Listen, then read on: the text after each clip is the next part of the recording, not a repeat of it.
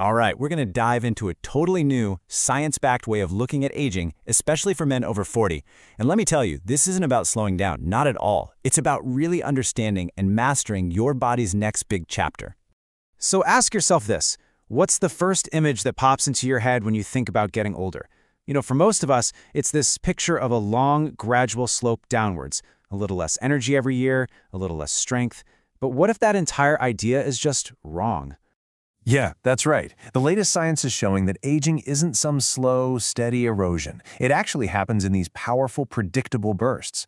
You can think of them as biological reboots. The time between 40 and 60, some scientists are calling that a high-leverage decennium. Basically, it's a critical window where the choices you make have this huge, outsized impact on your health for decades to come. So let's start by completely rethinking this decade. We're going to look at the specific metabolic landmarks that really define this new map of middle age. Now, this is where it gets really interesting, because look how specific these reboots are. Around age 44, your body fundamentally changes how it processes fats and alcohol. This is exactly why those old habits you used to get away with suddenly start leading to that stubborn belly fat. Then, another huge reboot happens around age 60. This one changes how you handle carbohydrates and how your whole immune system works. The key here is knowing these are coming so you can adapt before they hit you. So, to navigate this new biological landscape, you're going to need some new tools. We're going to cover 3 really powerful mental models that will completely change how you approach your health and fitness from here on out. First up, I want you to picture the puppet and the master. Imagine your muscles are just the puppets. The real power? That's what the puppet master, your nervous system, the one pulling all the strings. See, after 40, when you start to feel weaker, it's often not a problem with the muscle itself. It's a communication breakdown. The master is losing his grip on the strings. So the takeaway here is crucial. Longevity isn't just about muscle size. It's about keeping that electrical connection, that signal between your brain and your muscles strong and sharp. Okay, the second model is what we'll call the functional buffer. Think of your physical strength like a fixed deposit account for your health. You need to deposit way more strength and capacity now than you think you'll ever need, because you're going to be making withdrawals for the rest of your life. Why?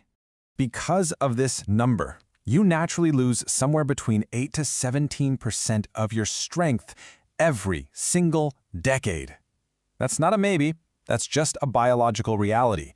It's the withdrawal that's happening automatically from your health account, whether you like it or not. And this chart just illustrates perfectly why that buffer is so critical. Let's say your goal is to be able to pick up your 15-kilo grandchild when you're 90 years old. Okay, that requires a certain baseline of strength. Now, if you only have that exact amount of strength at age 50, well, after decades of those 8 to 17% withdrawals, you're going to fall way below the line. You won't be able to do it. You have to over-deposit right now, build a huge buffer of strength so that even with all those age-related declines, you're still strong, you're still capable, and you're still independent. And our third model?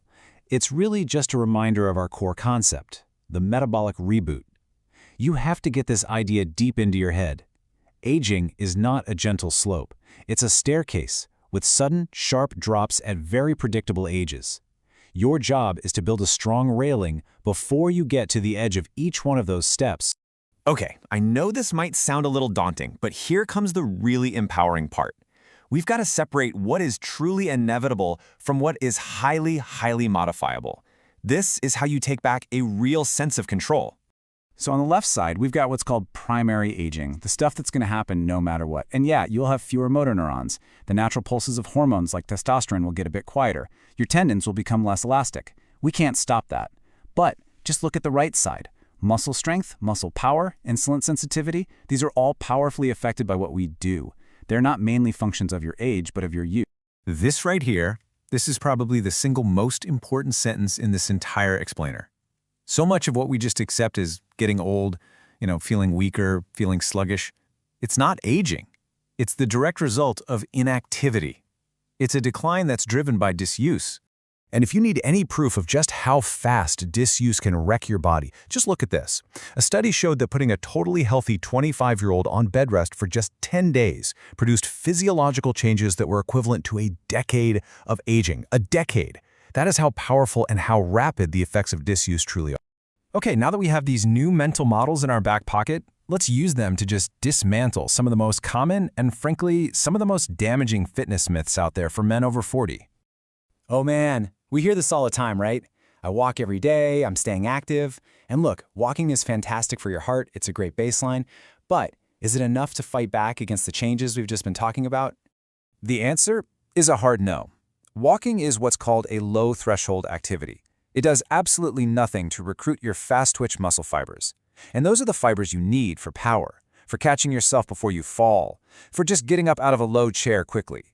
They are the very fibers your nervous system is unplugging from first, and walking just doesn't send a strong enough signal to keep them online. All right, here's a more subtle myth. Most people think strength and muscle size are basically the same thing. They assume that, hey, if they haven't lost a lot of muscle, their strength must be okay. But that's not how it works at all. You've got to know these two terms. Sarcopenia, that's the loss of muscle mass. Dynapenia, that's the loss of muscle strength. And here's the absolute kicker. You lose strength 2 to 5 times faster than you lose mass. This goes right back to our puppet and the master model. Your muscles, the puppets, they might still be there, but the master signal is getting weak, making those puppets way less effective. And this is maybe the biggest fear that holds men back. This idea that lifting heavy weights after 40 is just asking for an injury. But the science, well, it tells a very, very different story. The fact is, heavy resistance training, when you do it properly, is not only safe, but it's often more effective for building strength and even for your joint health. The real risk of injury in the gym isn't usually tied to the weight on the bar. It's tied to uncontrolled speed and jerky, explosive movements.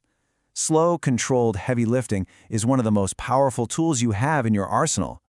So we've broken down all the old models and we've built new ones. Now what? What do we actually do about it? Let's distill all of this down into a really simple, powerful, actionable plan. You really have two main priorities. First, every now and then, you need to lift or push something that feels heavy for you.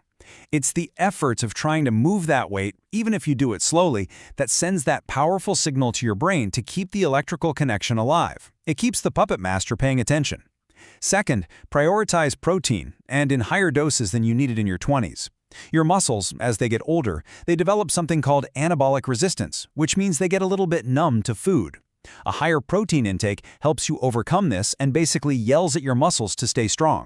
So, here's the bottom line. These biological reboots, they're not something that might happen in the future. For anyone over 40, they are happening right now. The old map of aging is obsolete. You now have the new map, and you have the tools to navigate it. The only question left is, how are you going to respond?